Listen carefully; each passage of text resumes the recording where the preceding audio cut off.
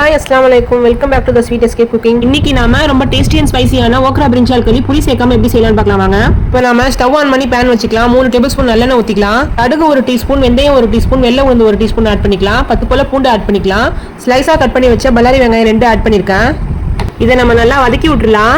அதோட நம்ம 2 பச்சை மிளகாய் சேர்த்துருக்கோம். அதையும் சேர்த்து நல்லா வதக்கி விட்டுடலாம். வெங்காயம் நல்லா வதங்கணும். இந்த மாதிரி நல்லா வதங்கினதுக்கப்புறம் நம்ம தக்காளி ஆட் பண்ணிக்கலாம்.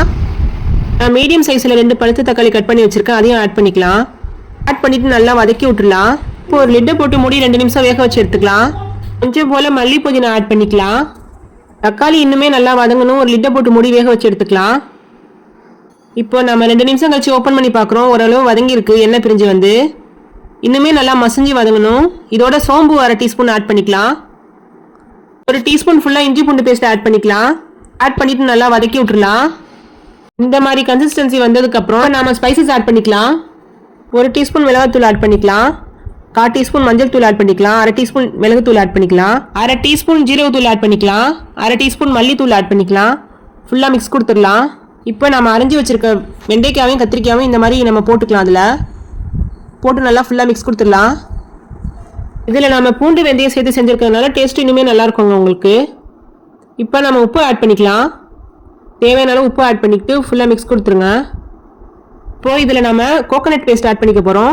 2 டேபிள் ஸ்பூன் அளவு கோகோனட் பேஸ்ட் ஆட் பண்ணியிருக்கோம். இதில் வந்து முந்திரியும் கசகசாவும் மிக்ஸ் பண்ணி கிரைண்ட் பண்ணி எடுத்து வந்தது பேஸ்ட் ஃபார்மில். இதை நல்லா ஃபுல்லாக மிக்ஸ் கொடுத்துடலாம். இப்போ நாம் தேவையான அளவு தண்ணி ஆட் பண்ணிவிட்டு ஒரு லிட்டை போட்டு மூடி வச்சிடலாம்.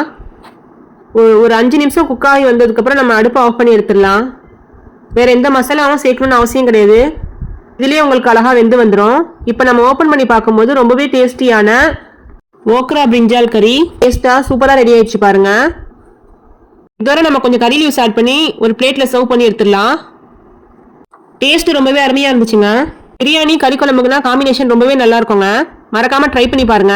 உங்களுக்கு இந்த வீடியோ பிடிச்சிருந்தா லைக் பண்ணுங்க, ஷேர் பண்ணுங்க. மறக்காம நம்ம சேனலை சப்ஸ்கிரைப் பண்ணி வச்சுக்கோங்க. பக்கத்தில் இருக்க பெல் ஐக்கானை கிளிக் பண்ண மறந்துடாதீங்க.